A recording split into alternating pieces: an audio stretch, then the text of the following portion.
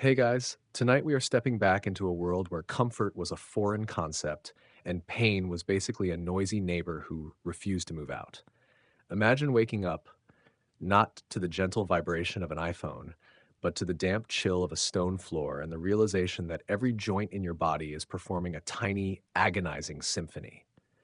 We're diving into the gritty, itchy, and surprisingly sore reality of the Middle Ages, a time when things we'd call a medical emergency today were just considered Tuesday. Honestly, you probably wouldn't survive a week without wanting to trade your soul for a single Advil and a memory foam mattress.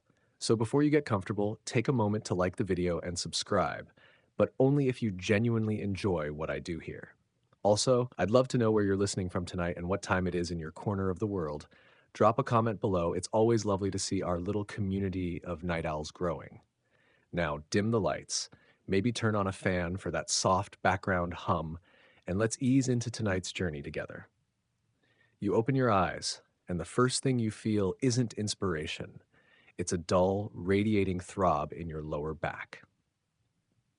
You're lying on a pallet of straw that has been compressed into the thickness of a yoga mat, except this mat is filled with dried stalks that poke through the coarse linen like tiny wooden needles.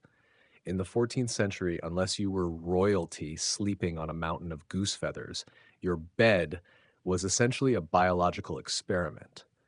The straw is a bit damp because, well, everything in the Middle Ages is a bit damp. The walls of your cottage are wattle and daub, twigs plastered with mud and dung, which does a fantastic job of keeping the smell of the pig pen inside while letting the morning mist seep into your bones. As you try to sit up, your knees let out a crack so loud it startles the chickens huddled in the corner of the room. This isn't just getting old pain. This is the chronic grinding ache of osteoarthritis that affected almost everyone by their late 20s. Historians still debate the exact prevalence, but skeletal remains from medieval cemeteries show a staggering amount of joint degradation, even in young adults. You see, you've spent your life hauling water, tilling heavy clay soil, and walking miles in shoes that have the structural integrity of a wet taco shell. Your body is basically a biological record of hard labor. You swing your legs over the side of the bed, and your feet hit the cold, packed earth floor. There's a sharp sting in your heel, plantar fasciitis likely caused by those aforementioned shoes. You don't call it that, of course. To you, it's just the morning limp.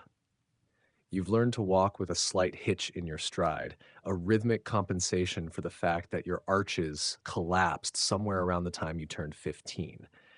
It's a slow start to the day. You reach for a tunic that feels like it's made of steel wool. The wool is thick, greasy with lanolin, and hasn't been properly washed in months because water is for drinking and pottage, not for the luxury of laundry. As the fabric settles against your skin, you feel the familiar prickle of 1,000 tiny abrasions. This is the medieval itch, a constant companion that you barely notice anymore, like the hum of a refrigerator in a modern kitchen. Every movement causes the coarse fibers to sand down your skin. If you think your sensitive skin can't handle a tag on a t-shirt, imagine living in a world where every garment is a mild form of exfoliation. You look at your hands in the dim morning light coming through the shuttered window. They are mapped with small, half-healed scars and broken fingernails. In a world without gloves or safety regulations, your hands are your primary tools, and they bear the brunt of it. There's a particularly nasty bruise on your thumb from a wayward hammer blow 3 days ago. It's turned a deep royal purple, the only thing royal about your current situation. You press it absent-mindedly, feeling that sharp, localized throb. It's a grounding sensation, a reminder that you are very much alive and have a long day of physical exertion ahead of you. The air in the room is thick with the scent of wood smoke and old hay. As you take a deep breath, you feel a slight tightness in your chest, a persistent cough that everyone in the village seems to have. It's the result of spending every night in a room where a central hearth smolders without a proper chimney. You're basically slow smoking your own lungs. It's a mild, constant irritation, a tickle at the back of your throat that you soothe with a swig of small ale, which is essentially weak, fermented bread water. It's safer than the well water, and the slight alcoholic buzz helps take the edge off the grinding ache in your hips. You watch a beetle crawl across the floorboards. In the medieval mind, pain wasn't always something to be fixed. It was often seen as a trial to be endured, a physical manifestation of one's spiritual journey, or simply the natural state of being human after the fall. There was a certain stoicism to it. You don't complain to your neighbor about your sore back because his back is also sore and he's currently dealing with a toothache that makes your spine feel like a massage. You stand up fully now, stretching your arms toward the thatched ceiling. Your shoulders protest with a grinding sensation, crepitus, the sound of bone on bone friction. It's the same sound you'll hear later today when the millstone turns.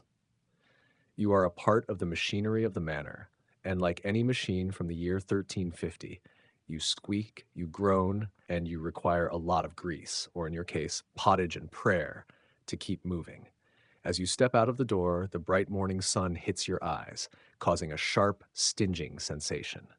Without sunglasses or even wide-brimmed hats for the common folk, chronic eye strain and early-onset cataracts were incredibly common.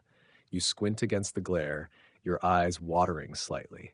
The wind picks up, carrying the scent of damp earth and distant charcoal fires. It's a beautiful day, in a rugged, painful sort of way.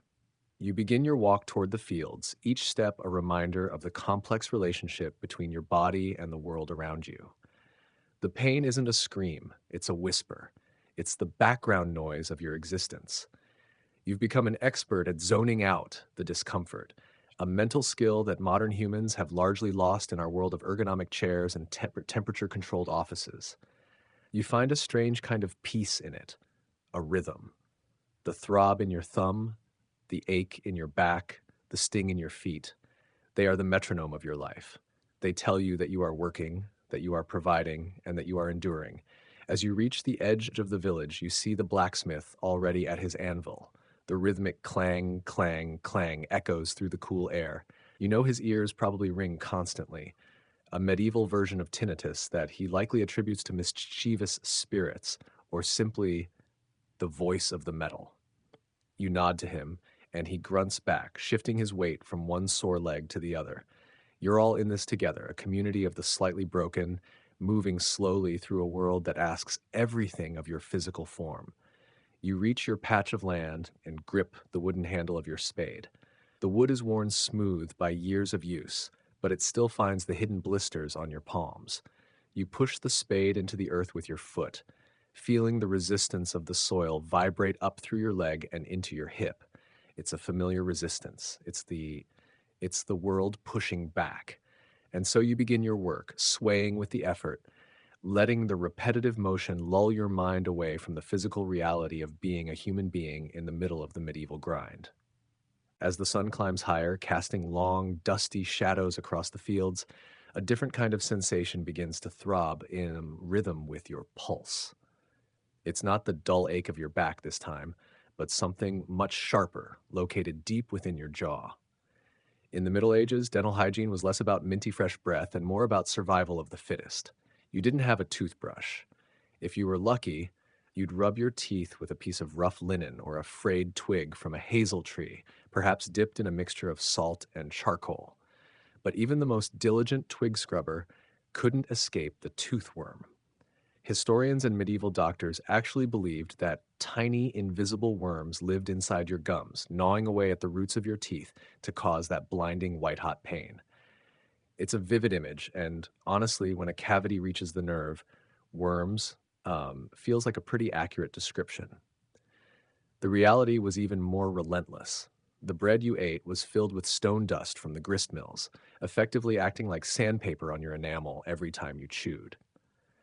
By your 20s, your molars aren't just used. They are ground down into flat, sensitive craters.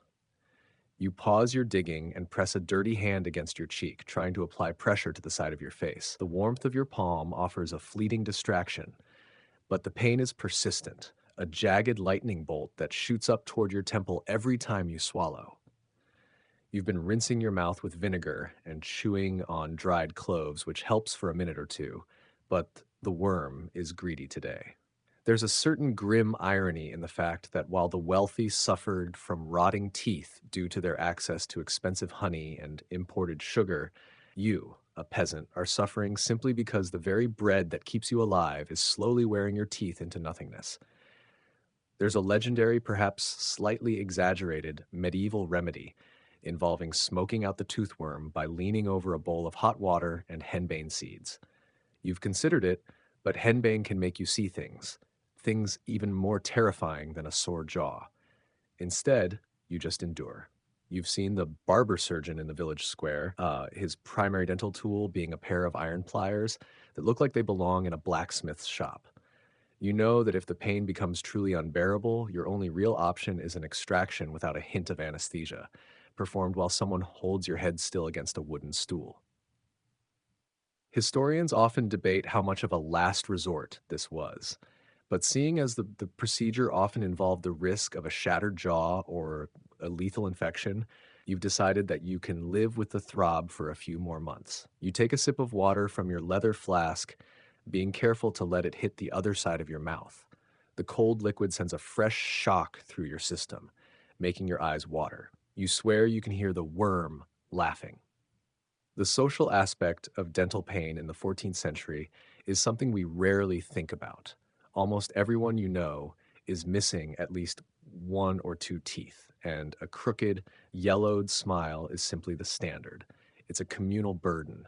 When you see your neighbor Thomas, he doesn't ask how you are. He sees the swelling in your jaw and simply hands you a piece of willow bark to chew on. Willow contains salicin, a natural precursor to aspirin, and while it tastes like bitter regret, it numbs the edge of the misery just enough to let you keep your grip on the spade. The wind whistles through the gaps in your teeth as you sigh, a soft, high-pitched sound that blends with the rustle of the surrounding wheat. You try to focus on the work, letting the repetitive motion of digging distract your brain. It's a psychological game of hide and seek. You push the pain into a corner of your mind, labeling it as background noise, much like the constant buzzing of the flies that seem particularly interested in your swollen face today. You think back to a story you heard from a traveling friar about a saint who had all her teeth pulled out as a form of martyrdom. At this moment, you don't find it tragic, you find it slightly enviable. To have them all gone at once, to never feel this specific electric agony again, it sounds almost like a vacation. You let out a soft, dry chuckle, which immediately causes a fresh jolt of pain, reminding you that humor in the Middle Ages always comes with a physical price. The sun is now beating down on your neck, and the sweat from your brow stings your eyes, adding to the general tapestry of discomfort. You've developed a habit of tilting your head to the left, a posture that has started to make your neck muscles cramp. It's a cascade effect. The tooth leads to the neck cramp leads to the headache, and the headache makes you forget about the blisters on your feet. In a weird, twisted way, the human body has its own system of priority-based distraction. You wonder if the Lord of the Manor feels this way. You've heard he has a physician who uses gold leaf and crushed pearls to treat ailments, but you suspect that even a mouthful of gold wouldn't stop the grinding reality of a stone-ground diet. There is a strange, quiet equality in physical suffering. No matter how many acres of land a man owns, his nerves are just as thin and his toothworms just as hungry as yours. As you turn over another clump of dark, rich soil, you find a small, smooth pebble.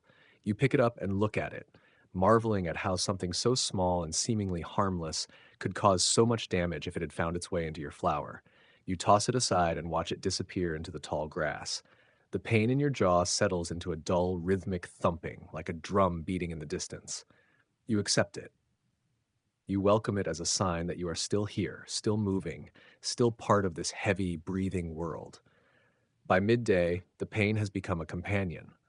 You've stopped fighting it and started working with it. You find that if you breathe in a certain way, deep, slow, nasal breaths, the throbbing becomes almost hypnotic. It's a form of medieval meditation, born not of a desire for enlightenment, but of a desperate need for endurance.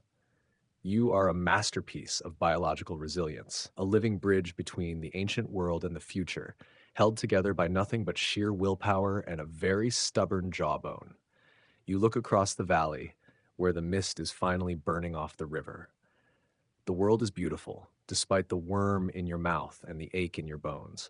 You take a moment to simply stand still, feeling the warmth of the sun on your face and the solid earth beneath your feet. The pain is there, yes, but so is the air and the light and the quiet satisfaction of a row well dug. You are surviving the Middle Ages, one throb at a time. As the sun begins its slow descent, the heat of the afternoon causes you to perspire under layers of heavy fabric, and you are reminded that in the Middle Ages, fashion wasn't about breathable techwear. It was an endurance sport. You are wearing a kirtle made of wool that was spun, woven, and dyed in this very village. While it looks picturesque from a distance, against your skin, it feels like wearing a burlap sack lined with nettles. The fibers are coarse and uneven, and as you move to gather the tools, the fabric bunches in the crotches of your elbows and behind your knees, creating a persistent, stinging friction. In your world, there is no such thing as seamless. Every garment is held together by thick, hand-stitched seams that press into your flesh like dull knives. The armholes of your tunic are cut in a basic T shape, which means every time you lift your arms to stack hay or reach for a branch, the fabric bites into your armpits. You've developed small, red welts there, chafing that never quite heals because you wear the same clothes every single day.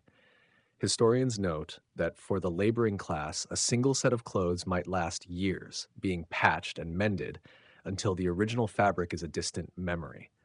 This means the sweat, salt, and grime of 100 workdays are embedded in the fibers, turning your clothing into a wearable sandpaper. You adjust the belt around your waist, a simple strip of toughened leather. It's tight, designed to keep your tunic from snagging on the brush, but it also creates a constant pressure against your hip bones. By the end of the day, you'll have deep, red indentations where the leather has fought against your skin.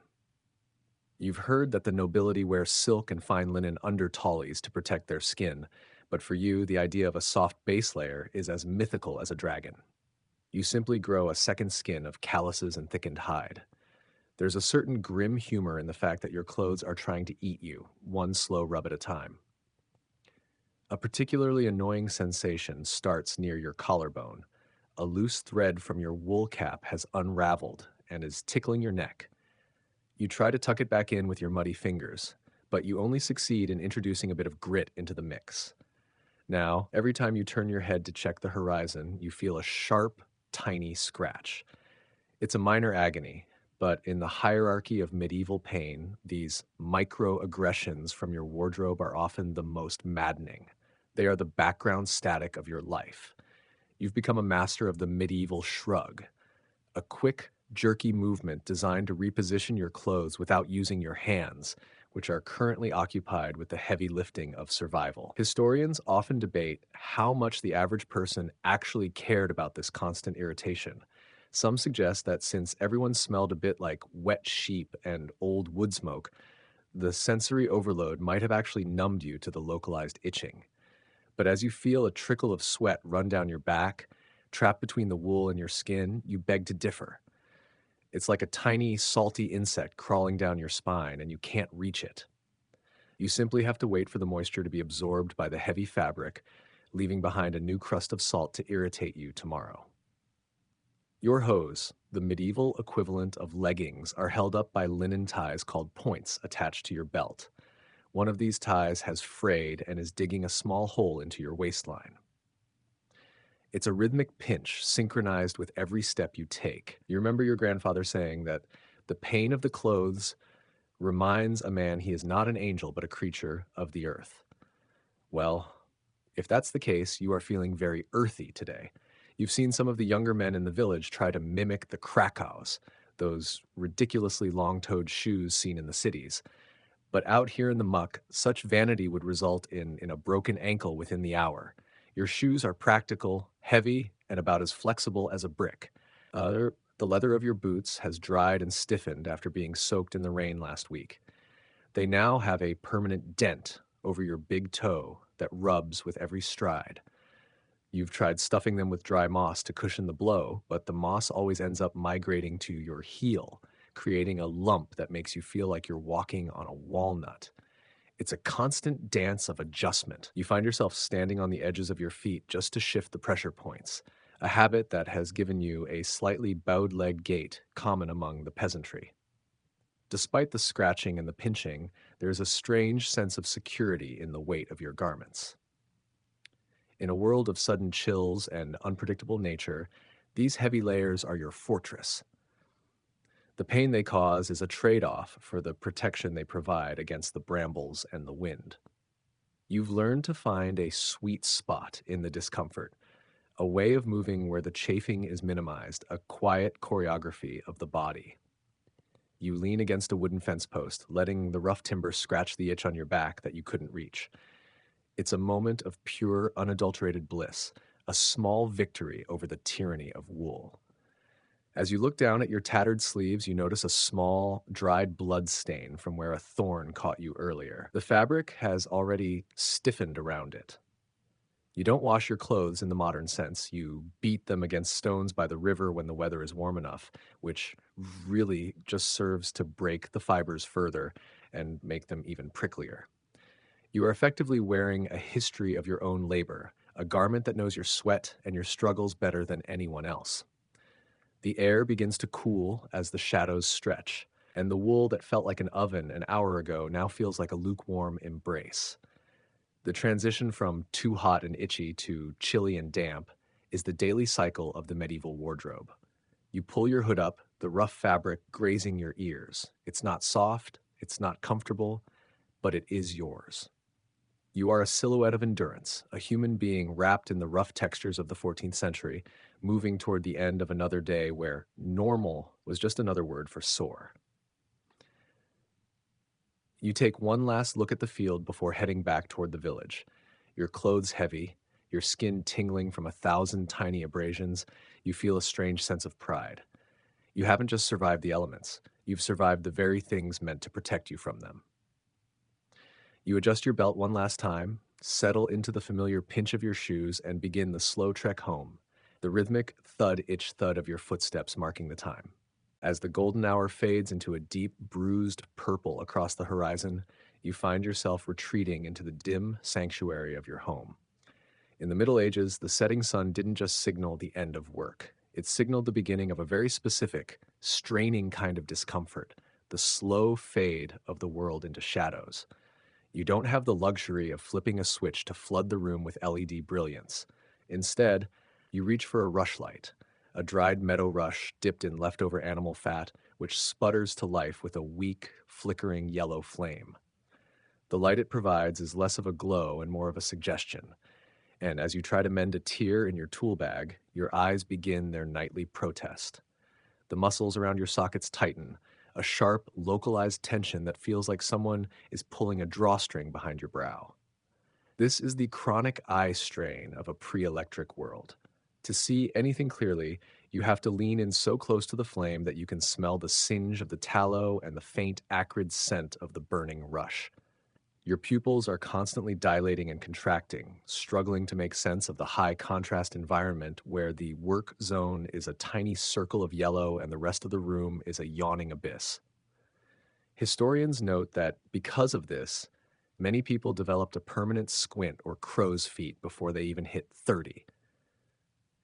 You've noticed that after an hour of this, the shadows in the corners of the room seem to vibrate, a trick of the exhausted optic nerve that many in your village attribute to brownies or household spirits. You rub the bridge of your nose, feeling the salt from your skin sting the corners of your eyes. There's a persistent dry itch under your eyelids that, likely from a day spent in the dust of the fields combined with the soot of the indoor hearth. In the 14th century, eye wash was often just rose water if you were rich, or simply cold well water if you weren't. And while it felt refreshing for a second, it did nothing for the deeper ache of overworked muscles.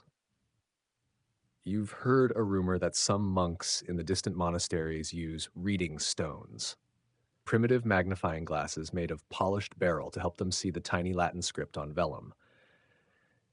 To you, the idea of a stone that fixes your sight sounds like pure alchemy. You just accept that the world gets blurrier every year, a slow, inevitable softening of the edges. The flickering of the rushlight creates a rhythmic strobing effect that starts to trigger a dull rhythmic thumping behind your left temple. It's a hunger headache mixed with visual fatigue. You've learned that if you close one eye and focus with the other, you can stave off the dizziness for a little longer, but it's a losing battle. There's a certain irony in the fact that while you have survived the physical dangers of the day, the simple act of trying to see in your own home feels like a low grade assault on your senses. Some scholars suggest that the prevalence of storytelling and oral traditions in the Middle Ages wasn't just for entertainment.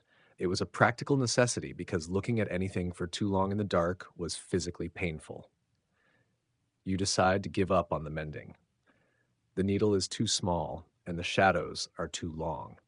You lean back into the darkness, letting your gaze wander toward the dying embers of the central fire. Even with your eyes closed, you can still see the after image of the rushlight, a ghostly green orb floating in the void of your eyelids. It's a common phenomenon like a phantom light that you've come to treat as a companion in the quiet hours. You find yourself wondering if the saints saw visions because they spent so much time staring into flickering candles in dark cathedrals. The air in the room is heavy and still, and the lack of visual stimulation makes your other senses sharper. You can hear the rhythmic breathing of your family, the rustle of the straw bedding, and the faint scuttle of a mouse in the thatch. Without the distraction of sight, the ache in your back and the throb in your jaw seem to amplify, stepping forward into the center of your consciousness. It's a sensory trade-off. You've become an expert at seeing with your hands, navigating the small space of your cottage by memory and touch, avoiding the stool that always seems to jump out at your shins in the dark. There is a quiet, meditative quality to this forced blindness. You aren't bombarded by advertisements, news, or glowing screens. Your world has shrunk to the diameter of your reach. You feel the cool dampness of the mud walls and the rough texture of the wooden table under your palms. This is the rest of the medieval eye, a deep, total darkness that modern humans rarely experience. It's a heavy, velvet cloak that smothers the visual noise of the day. As you sit there in the near-total gloom, you feel the tension in your forehead slowly begin to unravel. The lightning behind your eyes fades to a dull hum. You realize that your body has its own internal sunset, a gradual shutting down of the systems that fought so hard during the daylight hours. You aren't just tired. You are visually depleted. You've spent the day scanning the horizon for weather changes and the ground for stones, and now the darkness is a mercy, even if it comes with a headache. You prepare to move toward your bed, moving slowly so as not to disturb the fragile peace of your exhausted nerves. You know that tomorrow at dawn, the cycle will begin again. The squinting, the straining, the constant hunt for enough light to simply exist.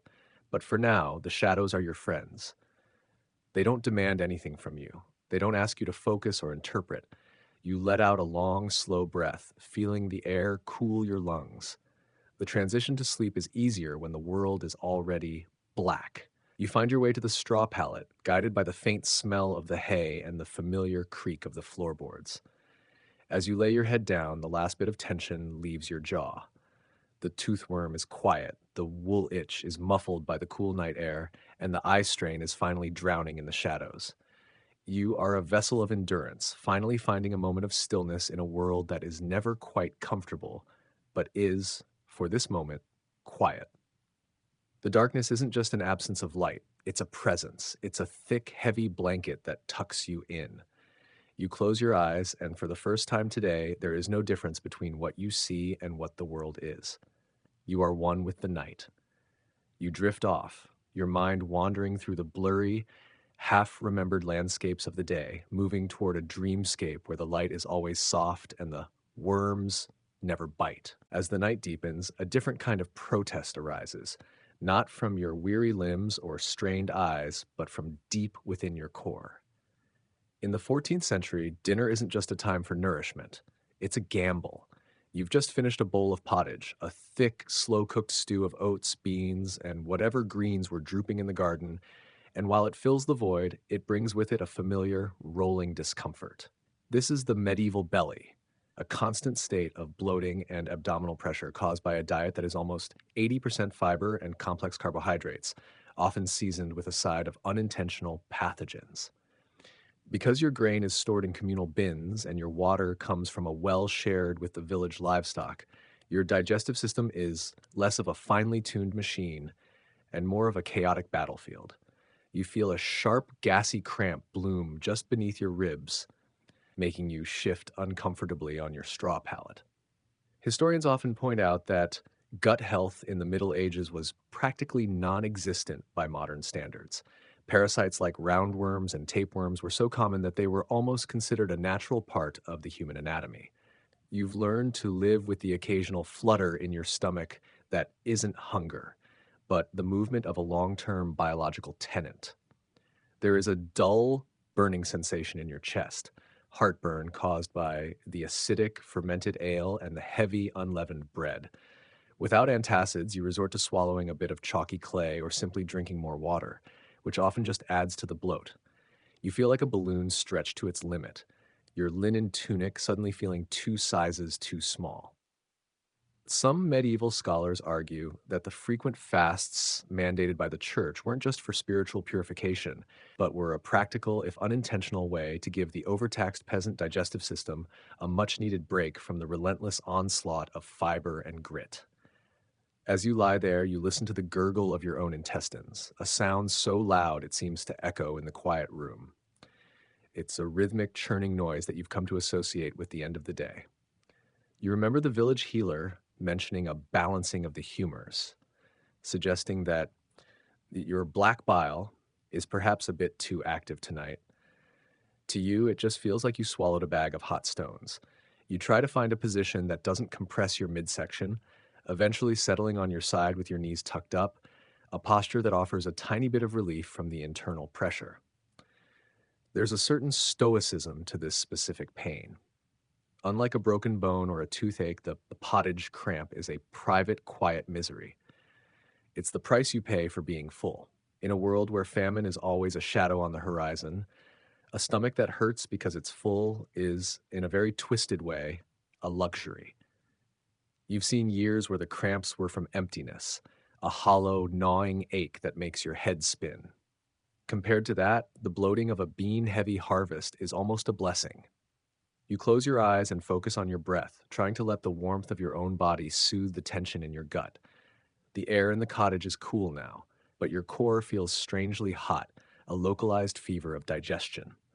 You think about the great hunger your grandfather used to talk about, and you realize that your current discomfort is a sign of stability.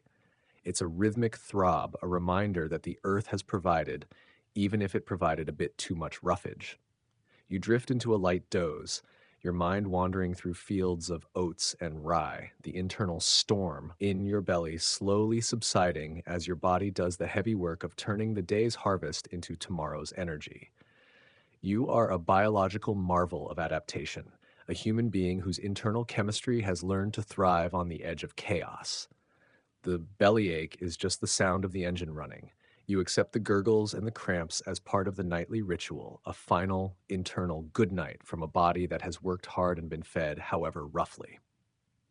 The pain begins to soften, turning from a sharp pinch into a heavy, warm weight, pulling you deeper into the straw, deeper into the dark, and finally into the quiet of sleep. As you drift on the edge of sleep, your mind wanders back to the journey you took earlier today to the parish church, and a familiar, localized fire begins to burn in the soles of your feet. In the Middle Ages, your relationship with the ground was intimate, but it certainly wasn't friendly. You aren't wearing cushioned sneakers or ergonomically designed loafers. You are wearing turn shoes. These were made by sewing a single layer of leather to an upper and then literally turning the whole thing inside out. They have no arch support, no shock absorption, and a sole about as thick as a modern piece of cardboard. Every pebble you stepped on today, every root you tripped over, and every uneven patch of frozen mud sent a direct, unadulterated shock through your metatarsals. By the time you lay down at night, your feet feel like they've been beaten with a wooden mallet. There is a sharp, stabbing sensation in your heel. That classic plantar fasciitis that historians note was rampant among the medieval working class, who walked upwards of 10 to 15 miles a day. But it's the heat that really keeps you awake. Your feet feel swollen, the skin stretched tight over bones that seem to have been rearranged by the sheer force of gravity.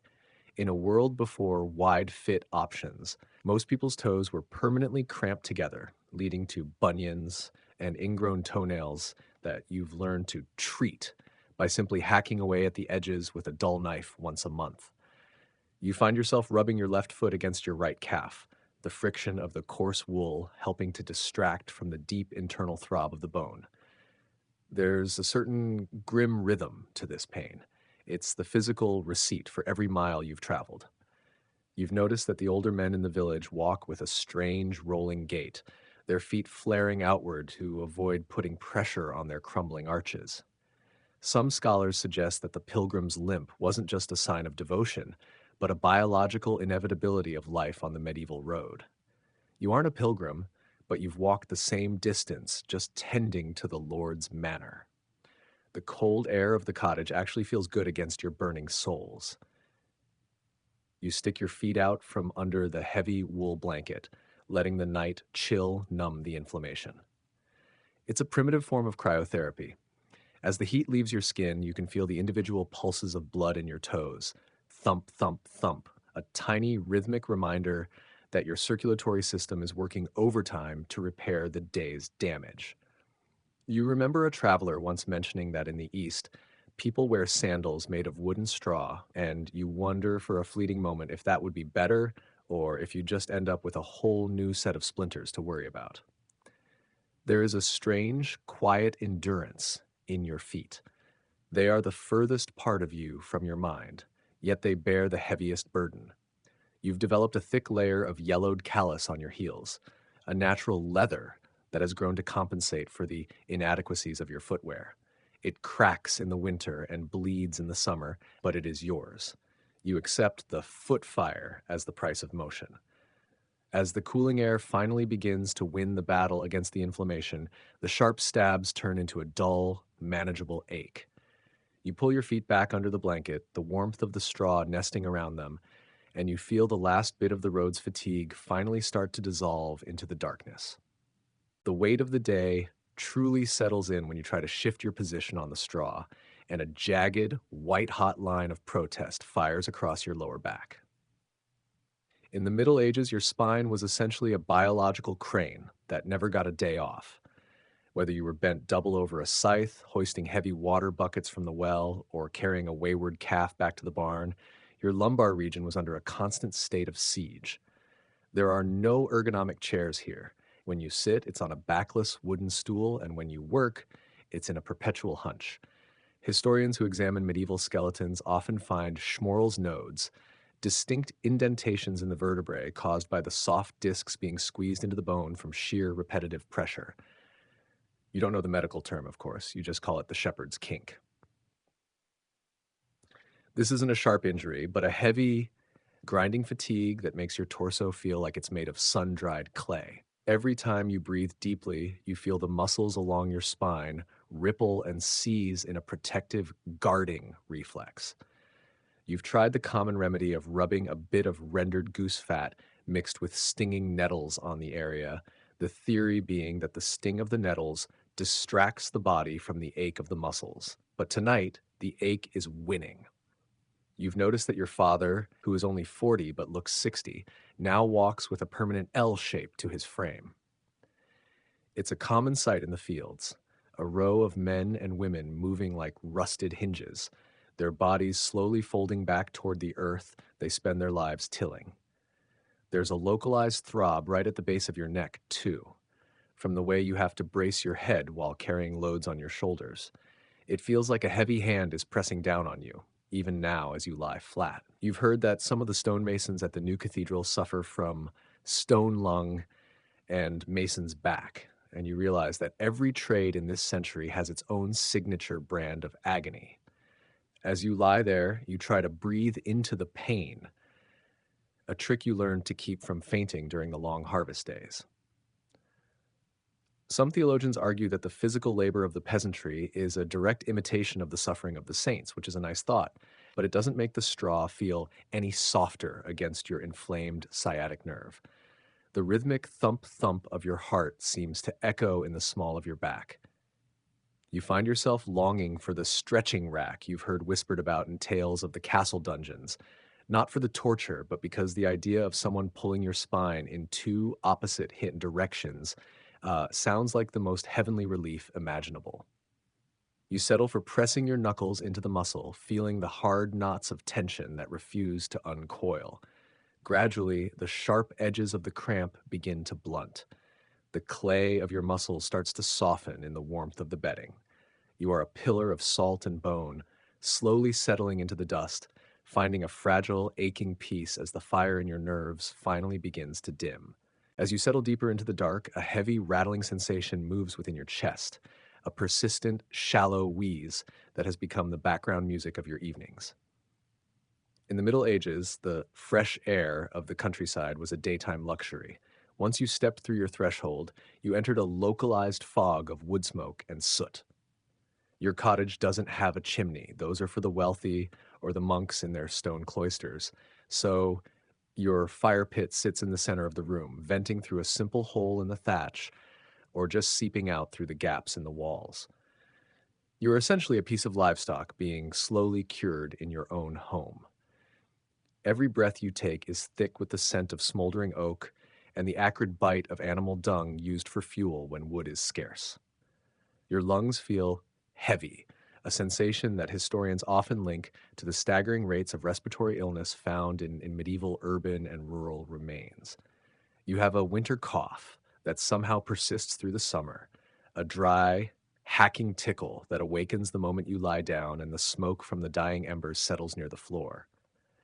Your chest muscles are sore from the constant involuntary spasms of coughing, a rhythmic ache that feels like a tight band being cinched around your ribs. You've tried the local apothecary's suggestion of hyssop steeped in ale or breathing in the vapors of boiled coltsfoot, which offers a brief moment of coolness before the heavy, gray weight returns. Some villagers say the cough is just the dust of the earth, reclaiming its own, a poetic way of saying your lungs are slowly filling with the grit of your existence. There's a strange, metallic taste at the back of your throat, a byproduct of the soot and the constant inflammation of your bronchial tubes. You've noticed that your voice has grown gravelly over the years, a medieval rasp shared by almost everyone over the age of 20. You remember a story about a dragon whose breath could wither forests, and you think that a few years living in a peasant's hut would probably give the dragon a run for its money. The irritation isn't just in your chest. Your throat feels perpetually raw, as if you've spent the day shouting into a gale. You've learned to take small, shallow sips of air, avoiding the deep breaths that trigger the smoker's rattle in your lungs. As the fire dies down to a dull, glowing orange, the air clears slightly, but the damage of the day is already done. You find yourself focusing on the rhythmic hiss whistle of your own breathing. It's a hypnotic, if slightly alarming, sound. You find comfort in the fact that the smoke keeps the mosquitoes at bay, a classic medieval trade-off. You sacrifice the clarity of your lungs for the integrity of your skin. This is the constant negotiation of your life, one discomfort swapped for another, a perpetual balancing of miseries. The rattle in your chest begins to soften as your body temperature drops, the inflammation settling into a dull, manageable hum that finally allows your mind to drift toward the silent, soot-free landscapes of your dreams. As you lie there in the deep velvet gloom of your cottage, your skin begins to tingle with a sensation that is far more active than the simple itch of your wool tunic. This is the nightly awakening, a rhythmic, biting annoyance that comes from the unseen residents of your bedding. In the Middle Ages, sleeping alone was a concept that didn't exist, even if you were the only human in the bed. Your straw pallet is a sprawling metropolis for fleas, lice, and the dreaded bedbug. You feel a sharp, tiny pinch on your ankle, followed by a blooming warmth of irritation. You don't jump, you don't even sigh.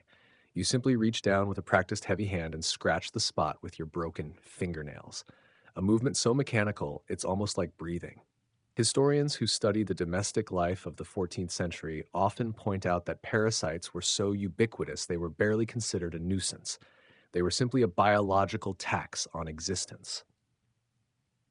You've heard the monks talk about Lady Poverty, and you sometimes think she brought a lot of very hungry friends with her. The straw in your mattress, despite being changed twice a year, is a perfect incubator. Every time you shift your weight, a tiny cloud of dust and microscopic hitchhikers rises into the air, settling back onto your damp, salt-crusted skin. The itch isn't a single point of pain, it's a shifting map of irritation that moves from your shoulder to your hip, then down to the back of your knee.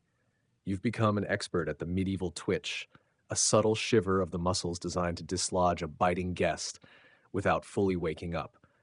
There is a specific metallic scent to bed bugs that you've learned to associate with the transition from twilight to deep sleep. It's a heavy, slightly sweet odor that mingles with the smell of the damp straw and your own unwashed hair.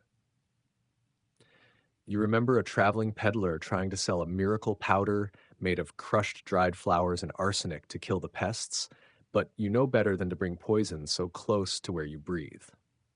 Instead, you use the light and seek method during the day, picking through the seams of your linen when the sun is high. But tonight, the pests have the home field advantage. You've noticed that your children sleeping in the loft above have developed a similar stoicism. They scratch in their sleep, a rhythmic sound like dry leaves skittering across a stone floor. Some scholars suggest that the constant presence of biting insects played a significant role in the spread of skin infections and the general grumpiness of the medieval populace. But to you, it's just the way the world works. You have a series of small red bumps along your waistband, the belt of the flea, where the fabric is tightest and the blood is easiest to reach. They throb in time with your heartbeat, a localized fever that makes the wool feel even more abrasive. You've tried rubbing the juice of wild garlic on your skin, but the only thing that did was make you smell like a kitchen and offend the priest during Sunday Mass. The bugs, it seems, have a very high tolerance for seasoning. There's a strange, almost meditative quality to the itch, scratch, settle cycle. It keeps you grounded in your physical form. You find yourself focusing on a single point of irritation on your forearm, watching it in your mind's eye as it flares up and then slowly fades into a dull hum after a vigorous scrub. You've learned that if you scratch too hard, you'll break the skin and invite the red fire, a localized staph infection that can turn a simple bite into a week of throbbing misery. So you use the flats of your fingers, a rhythmic drumming that offers relief without damage. It's a delicate dance of the nerves. You think about the great poxes and the way the world seems to be constantly under attack by things too small to see. In your mind, the fleas are just tiny lions, and you are their vast, breathing savanna. There is a certain humility in being a food source. It reminds you that you are part of a food chain that doesn't end with you. You take a deep, shaky breath, the smoke from the hearth still tickling your throat, and you feel a strange sense of companionship with your tiny tormentors. They are hungry, and you are plenty. It's a medieval contract signed in blood and straw.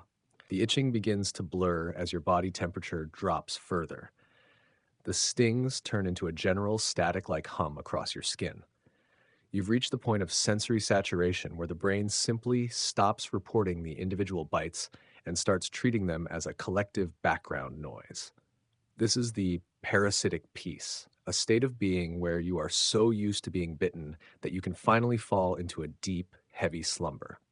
You pull the blanket up to your chin, feeling the weight of the wool and the rustle of the straw, and you let the rhythmic, tiny demands of the night pull you down into the dark. As you drift, you imagine a world with clean sheets and smooth skin, a world where nothing bites in the night. It sounds like a fairy tale, something the troubadours would sing about in the halls of a palace that doesn't exist. You let out a long, slow sigh, your fingers giving one last reflexive scratch to your neck. The fire is long dead, the room is cold, and the nightly awakening is finally losing its grip to the overwhelming tide of exhaustion. You are a fortress of bone and skin, occupied by 1,000 tiny soldiers, and finally the war is taking a break for the night. You sink into the straw, the medieval itch finally drowning in the vast, silent ocean of your dreams. The silence of the cottage is absolute now, save for the rhythmic breathing of your family and the occasional, distant bark of a village dog. You feel a sense of profound stillness. The pains of the day, the tooth, the back, the eyes, and the gut, have all retreated to the shadows of your subconscious. Even the fleas have settled into their feast. You are a vessel of endurance, a human being who has navigated another day of a hard, itchy, beautiful life. You close your mind to the physical, focusing on the cool air on your face and the heavy, comforting darkness. Tomorrow will bring the sun and the work and the worms, but for now you are just a soul resting in a quiet room, somewhere in the middle of a long, long century. You find yourself visualizing the stars outside, cold and bright over the thatched roofs of the village. They don't itch, they don't throb, they just watch. You let your thoughts become as cold and bright as those stars, drifting away from the pallet and the cottage, floating high above the mud and the wool. The normal pain of your existence is left behind on the floor, a discarded garment that you will put back on at sunrise. But for these few hours, you are weightless, you are painless, you are free. The rhythm of your heart slows, the itch becomes a memory, and the dark finally mercifully claims you. Just as you begin to surrender to the heavy, itchy embrace of sleep, a sharp twinge in your shoulder reminds you of the visit you paid to the village barbersurgeon last week. In the Middle Ages, the line between a haircut and a surgical procedure was dangerously thin. You didn't go to a sterile hospital with white tiles and soft lighting. You went to a wooden shack where the same tools used to shear sheep were used to balance your humors. This is the specific, lingering ache of medieval medical recovery, a process that often felt like a second injury.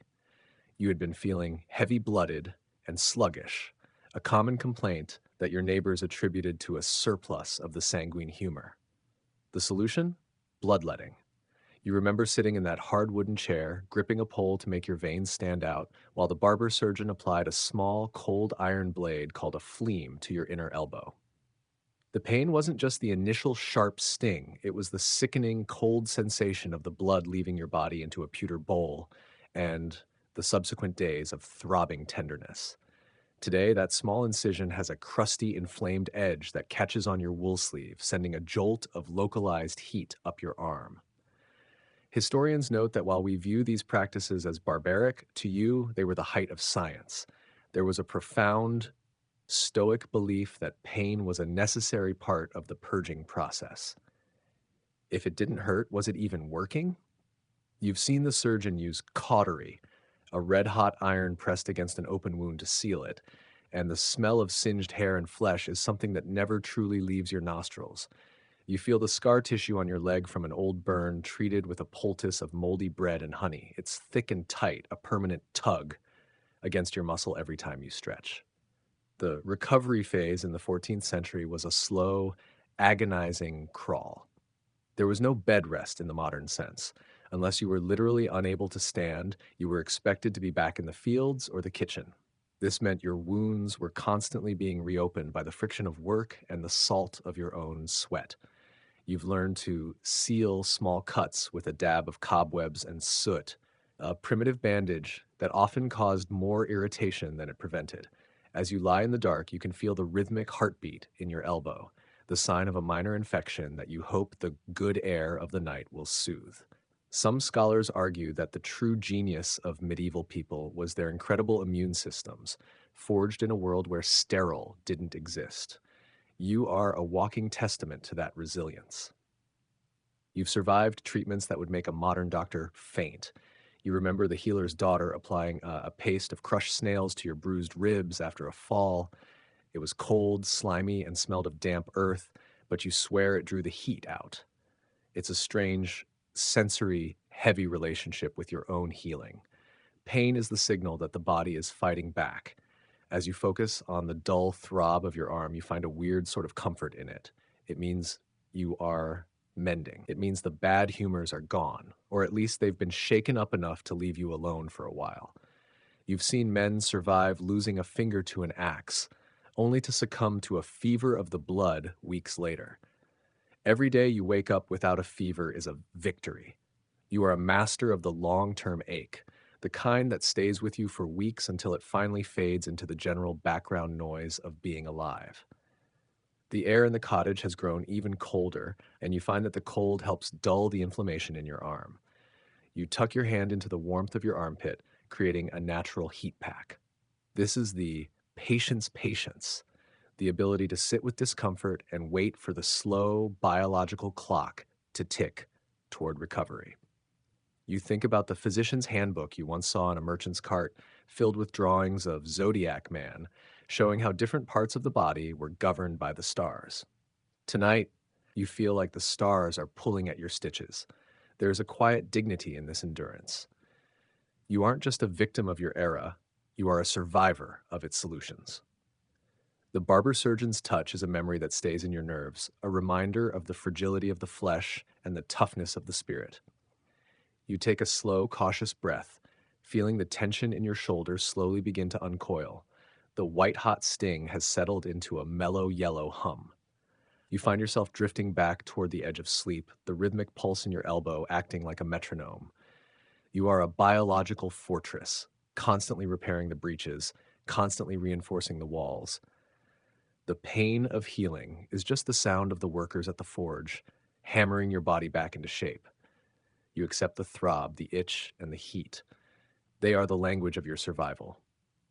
You close your eyes, letting the darkness swallow the memory of the phlegm and the pewter bowl, moving deeper into the restorative silence of the night. Section 11. The quiet of the night is suddenly broken in your mind by the memory of the village rough and tumble match during last Sunday's festival. In the Middle Ages, recreation wasn't exactly a game of croquet. It was more like a controlled riot. You find yourself shifting your weight as a deep purple bruise on your thigh, the size of a dinner plate, makes itself known against the straw.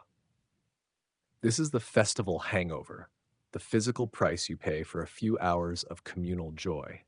You remember the mob football game where two halves of the village fought over a pig's bladder, dragging each other through hedges and over stone walls until everyone was a bloody, laughing mess. In your world, sports were designed to keep you fit for the eventuality of war or the daily grind of the manor. There were no pads, no referees, and certainly no safety-first mentality. You've got a knot on the side of your head from a wayward wrestling throw, a localized throb that feels like a heavy thumb pressing into your skull. Historians often comment on the sheer level of casual violence in medieval festivals. It was a release valve for a life of hard labor and strict social hierarchy. When the bells rang for the feast day, the normal pain of work was swapped for the exhilarating pain of the struggle. There is a strange sensation in your knuckles, a stiff, clicking sound every time you make a fist. You likely cracked a bone during the wrestling, but you didn't see a healer for it. In the 14th century, unless a bone was sticking through the skin, you just walked it off. You've seen your cousin, Peter, set his own broken nose with 2 pieces of wood and a strip of linen after a particularly spirited game of stool ball. It's a culture of extreme physical resilience. You find that the bruise on your leg is starting to itch as it heals, a sign that the crushed blood is being reclaimed by your body. It's a colorful, painful map of your Sunday afternoon. You remember the Whitsun ale, the fermented beverage that fueled the games and acted as a primitive anesthetic. During the height of the festivities, you didn't feel the kicks to your shins or the scrapes on your elbows. It's only now, in the cold sobriety of the cottage, that the bill has come due. Your body is a symphony of minor traumas. There's a scratch across your cheek from a thorny branch, and your ribs feel like they've been used as a xylophone. But curiously, this pain doesn't feel like the bad pain of the work ache. It's a social pain, a reminder that you were part of something, that you fought and played alongside your neighbors. Some historians argue that these violent games were a form of ritualized conflict, helping to maintain village unity. To you, it just felt like a lot of fun until you tried to get out of bed the next morning. You find yourself smiling in the dark despite the throb in your head.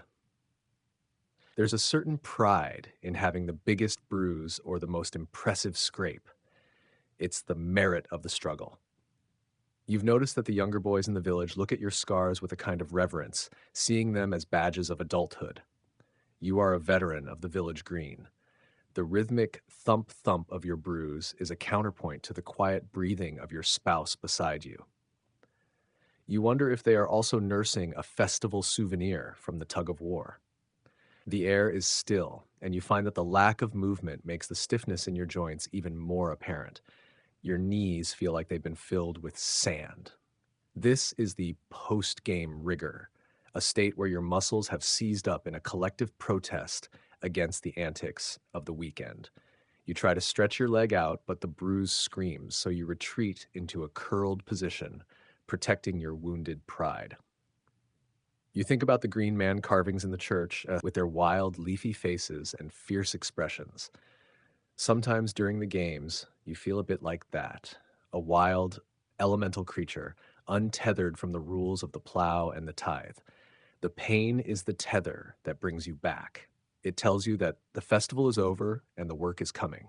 It's a transitionary ache, a bridge between the holiday and the harvest. You've learned to breathe through the stiffness, knowing that once you start moving in the morning, the festival rust will eventually flake off. As you lie there, you realize that your body is a diary of your life. The work aches, the tooth worms, the wool itch, and the festival bruises, they are the entries on the page. You aren't just a laborer, you are a participant in a grand, messy, painful, and beautiful drama. The sporting pain is the most human of them all because it was a choice. You chose to jump, you chose to run, and you chose to fall. In a world where so much is dictated by the Lord and the church, this ache belongs entirely to you. The darkness is heavy now, and the head throb is finally starting to subside into a dull, rhythmic hum. You find yourself drifting, the memory of the cheering crowd and the smell of the roasted pig fading into the shadows. You are a survivor of the game, a champion of the commoners, resting his weary, bruised bones in the quiet of the night. Tomorrow the spade will return to your hand, but tonight you are still the man who held the pig's bladder and ran like the wind. You settle into the straw, the festival ache finally giving way to the deep, dreamless sleep of the truly exhausted. The cold of the medieval night is a living thing, a persistent predator that creeps through the cracks in your wattle and daub walls. As the fire dies to a silver ash, you feel the moisture in the air begin to settle on your skin, and with it comes the sharp, stinging sensation of the winter bite. In the 14th century, without lotions, glycerins, or even consistent soap, your skin is your only shield, and it is a shield that is constantly cracking under the pressure. You reach up to adjust your blanket and feel the split in your knuckles. Deep, raw fissures caused by the combination of freezing winds and the constant handling of wet earth and rough timber. This is the localized, burning pain of chapped skin, but in a world before central heating, it's a whole-body experience. Your lips are dry and peeling, and every time you yawn, you feel a tiny, jagged tear at the corner of your mouth. Historians who study the life of the peasantry often point out that dermatitis wasn't a condition, it was just the state of being human in winter. You don't have a bottle of moisturizer on a nightstand. You have a jar of rendered mutton fat, if you're lucky, which you rub into the cracks until your hands smell like a cold Sunday roast. The fat protects the skin from the wind, but it doesn't stop the deep pulsing throb of the chilblains, those red, itchy swellings on your toes and fingers caused by the sudden transition from the freezing fields to the warmth of the hearth. You find yourself tucking your hands into your armpits, trying to use your own body heat to soothe the stinging. The sensation is a mix of an itch and a burn, a phantom fire that makes you want to scratch your skin off, even though you know it will only make the bleeding worse. You've noticed that the older women in the village who spend their days washing linen in the icy river have hands that look like the bark of an ancient oak tree, thick, gray, and deeply grooved. It's a physical manifestation of endurance. You are slowly becoming like those trees, your skin hardening and scarring as a way to survive the elements. Some scholars suggest that the high levels of vitamin D deficiency and the lack of fatty acids in the peasant diet made the skin even more brittle. You don't know about vitamins, but you know that when the north wind bites, your skin feels like it's a size too small for your body. There's a certain irony in the fact that you spend your life trying to stay warm, yet the very heat of the fire is what makes the cracks in your skin itch the most. You've learned to embrace the cool, finding a middle ground where the stinging is manageable. You lie there listening to the wind howl through the thatch, and you feel the rhythmic, tiny pulses of pain in your fingertips. It's the sound of your body trying to knit itself back together in the dark. As the night stretches toward the early hours of the morning, your mind drifts toward the heavy psychological weight you carried to the parish church earlier this week. In the Middle Ages, the pain of the body was often seen as a reflection of the state of the soul, and for many, physical suffering was a tool for spiritual purification. You remember the penitential procession where, under the watchful eye of the priest, you walked barefoot over the sharp flint stones of the churchyard as a way to walk off your sins. This is the holy ache, a pain that was sought out rather than avoided. You can still feel the tender spots on the arches of your feet where the stones bit deep. In the 14th century, the concept of mortification of the flesh wasn't just for monks in hair shirts. It was a part of the common rhythm of life. You've seen your neighbor, a man who once stole a bushel of grain, whip his own shoulders with a cord as an act of public penance. The bruises are still there, a dark, heavy reminder of the burden of the spirit. Historians note that this relationship with pain was deeply complex. It was a currency used to buy favor in the afterlife. Every sting, every scrape, and every self-imposed hunger was a coin dropped into the treasury of heaven. You find yourself rubbing your chest where a small iron crucifix hangs from a rough hemp cord. The metal is cold against your skin, and the cord has left a faint red chafe around your neck. It's a constant, blessed irritation. You've been taught that the more you suffer here, in this vale of tears, the less you will suffer in the fires of purgatory. It's a terrifying yet strangely comforting logic. It gives a purpose to your backache and a meaning to your toothworm.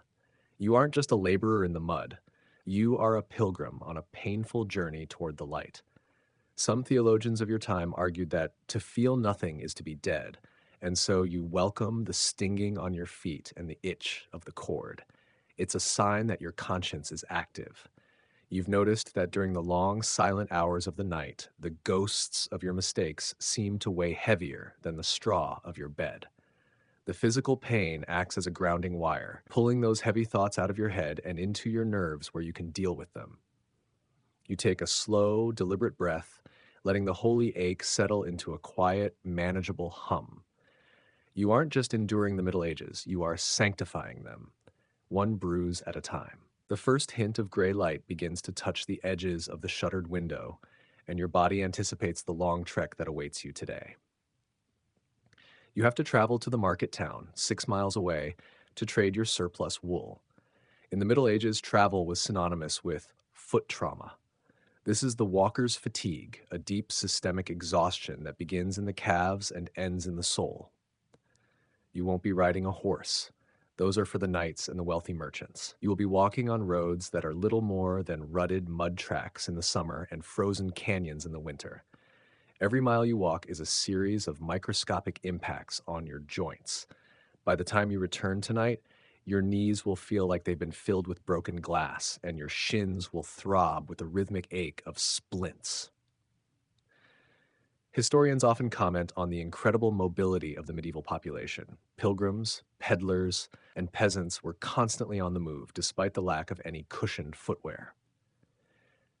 You've learned to walk with the earth, letting your knees bend slightly with every step to absorb the shock, a technique that has given you a permanent, slightly bouncy gait.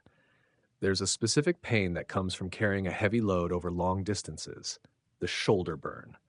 The strap of your woven sack will dig into your trapezius muscle, slowly numbing the arm until your fingers tingle with pins and needles. You've seen travelers with permanent indentations in their shoulders, a physical brand of their profession. You've learned to switch the load from side to side every 1,000 paces, a rhythmic ritual that keeps the pain from becoming a total seizure. You think about the green men you saw on the road last month, forest outlaws who supposedly live without the burden of the tithe, and you wonder if their shoulders are as sore as yours. As you lie there, Stretching your legs in the dim light, you feel the anticipatory throb in your ankles. It's a psychological reflex. Your body knows the road is coming.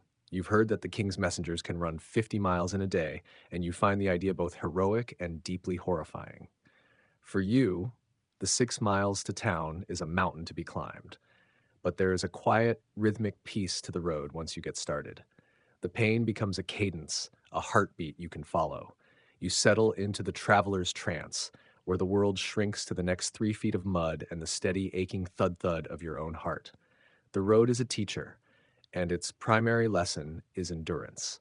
You prepare to stand, the walker's fatigue already whispering in your bones as you face the first light of the new day. The gray light of dawn finally begins to filter through the cracks in the wooden shutters, casting long, pale fingers across the dust motes dancing in the air of your cottage. This is the final chapter of the medieval night, the transition from the heavy, phantom-filled dark back into the world of tangible effort. You lie perfectly still for a moment, feeling the morning stiffness, a sensation so universal in the 14th century that there isn't even a word for it. It is simply the state of being awake. Your body feels like a suit of rusted plate armor that hasn't been oiled in a decade. Every joint, from the tiny bones in your wrists to the massive hinges of your hips, feels fused by the night's chill. Historians who study the life expectancy and physical health of this era often marvel at how you manage to get out of bed at all. Without the aid of a hot shower to loosen the fascia or caffeine to jumpstart the nerves, you rely on the will of the hearth. You watch the embers of last night's fire, now just a faint orange glow beneath a blanket of white ash.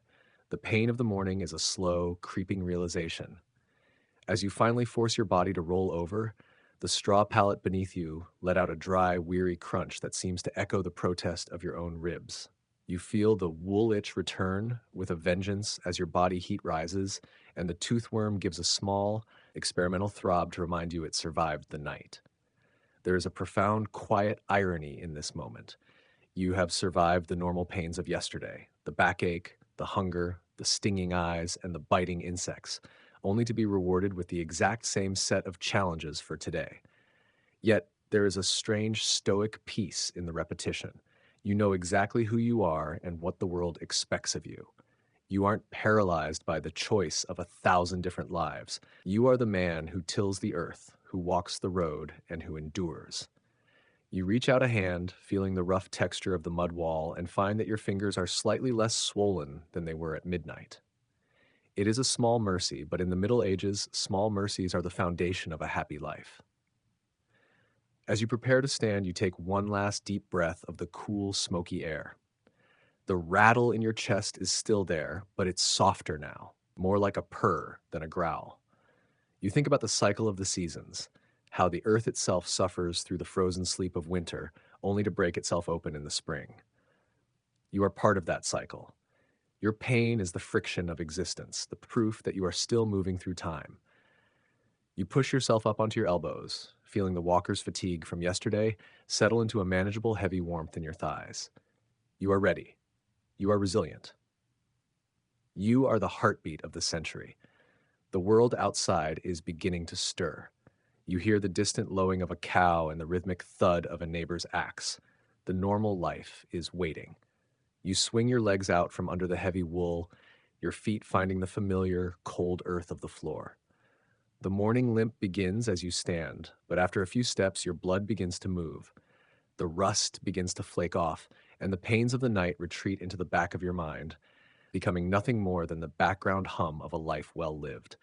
You are a masterpiece of biological survival, a bridge between the stars and the soil, stepping out into the light of a new day. The room is quiet, the air is cold, and the journey continues. You find your boots, settle into the familiar pinch, and prepare to face the world. But for now, just for this final moment of transition, let the weight of the night drift away. Let the images of the straw, the smoke, and the heavy wool fade into a soft, blurry distance. You've endured, you are safe, you are resting. Your breathing slows, matching the quiet rhythm of the waking village. The world is soft at the edges, the light is gentle, every ache is softening into a memory, every throb into a whisper. You are drifting further and further into the quiet peace of a task completed. The day is here, but the rest remains within you. Close your eyes one last time. Feel the stillness. The journey is over for now.